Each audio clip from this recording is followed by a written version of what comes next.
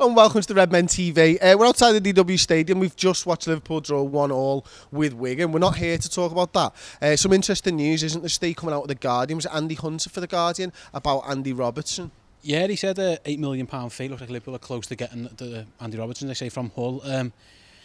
Initial thoughts are underwhelming a little bit, but you can see, we need the backup left back. I think that it's clear now that James Milner's first choice, isn't it? And Robertson's probably just your Moreno backup and maybe trust him a little bit more.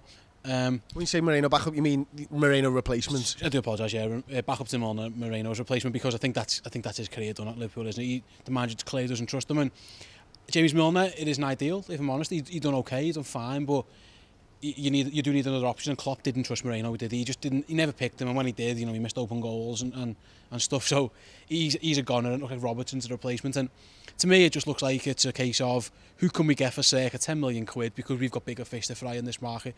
And you're talking 70 million pound midfielders and centre halves, and maybe another 20 odd million if they can do something with Oxlade-Chamberlain. So resources obviously are around what we've always thought. 150, 160, 170 million, a couple of sales, and it looks like that's what it's going to be. I mean, I know we have talked about the left-back situation. Loads of Redmen fans are really underwhelmed, just like yourself there. But for me, I keep going back to it, is that people want Jurgen Klopp from Dortmund, but don't want to see him do what he did at Dortmund, which is buy young players, but it is develop players. So if Klopp sees something in this player, and don't forget, a couple of years ago he was brilliant. Was it Dundee he was playing for a couple of years ago in Scotland? I think he was Young Player of the Year for them as well. I mean, this guy's, he was playing in a weak side that obviously went down last year. He might look better for having better players around him. So what I'm saying is, don't write him off too soon, hopefully. Of course, all that being said, it's Andy Robertson. It's $8 million signing of left back from Hull. You've got to look at what's going to happen in the last couple of days, or is going to happen, sorry.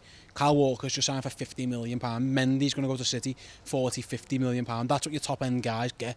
I don't think we're in a position to do that right now. We're not as complete as City think they are. They've got abundance of talent up front. They've got all the midfielders in the world, so they can afford to go be picky and go goalie and a couple of full-backs or whatever, and maybe one attacker and job's good.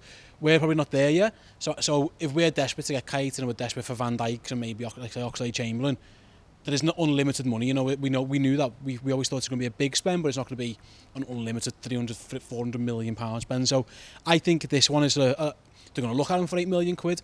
By this time, this time next year, James Milner will be 31, 32, and maybe then you replace James Milner with your 30, 40 million pound fullback, because you're in a position to do it. I don't know. I 100% agree with that. As you said earlier on, we've got bigger fish to fry.